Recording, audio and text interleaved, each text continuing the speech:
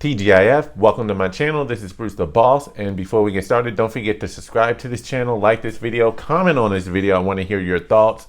So it looks like President Biden stepped in it recently with a comment as regards to Latinx. Let's take a listen. Hard as well to get Latinx vaccinated as well. Why? They're worried that they'll be vaccinated and deported. So here is why what President Biden said was offensive. And it's going to be broken down into two parts. The first part is that he said Latinx has a fear of either getting the jab or deported. That was a broad sweeping statement. He didn't say some, he didn't say a percentage. He said pretty much all of Latinx are here illegally, or at the very least directly connected to someone who is here illegally. So if they themselves come forward, they can then be easily tracked to a family member or friend who's here illegally, as if they're housing them all. So that is problematic in and of itself, that he is disregarding the fact that the overwhelming majority, not some, not partial, not half, the overwhelming majority of those who are here, who are part of the Hispanic culture and our heritage, have been here for many, many, many generations legally. So that was the first thing that was offensive, him literally making that broad sweeping statement. At least when Trump made the comment about rapists and killers, he literally said, identified that there were many who were good, hardworking, honest, coming over across the border legally. He didn't say all. He clearly made that qualifier, not defending him, just being honest with the facts. He literally said, he made the qualifier, there are good ones and there are bad ones.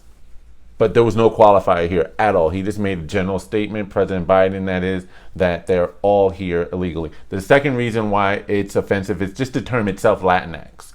The Latinx term is incredibly, I don't know, I wouldn't want to speak on behalf of anyone who's Hispanic, but from the majority to which I am in regular contact with and or here, they hate and or don't know the term at all. But it's actually, if anything, more ignorant than offensive. Ignorant because the entire Latin language, or the entire French and or Spanish language, which both are cousins and derivative of Latin, is entirely gender specific. El, la, el nina, el nino, señor, señorita, señora. It's all predicated on gender pronouns as to whether or not the word is going to end with O or A. The entire language, again, this applies to both French and Spanish.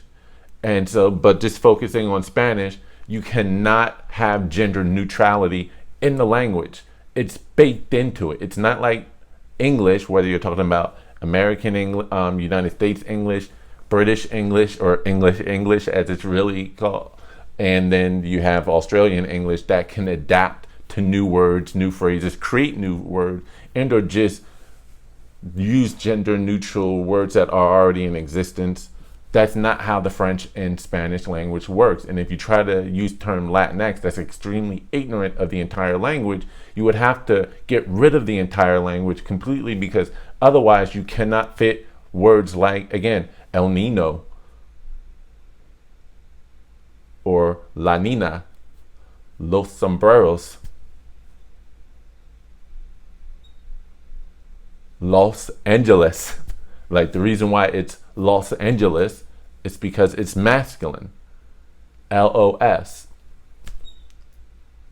So you cannot have that language without it. So it's very offensive for Americans to try to incorporate their culture onto another and say, you know what, your way of speaking, your way of doing things is no longer, does not work for us, so you have to adopt to our way of life, our culture, our way of thinking. They call those on the right xenophobic, trying to infuse Latinx into a language that is all about gender pronunciations, is very xenophobic in and of itself, and or a superiority complex. It just does not fit, and it's not accommodating. So stop trying to put your far left progressive movement on this gender neutrality, gender fluidity thing onto another culture, especially since I would probably say less than half of 1% of those who are of Latin and or Hispanic heritage here in this country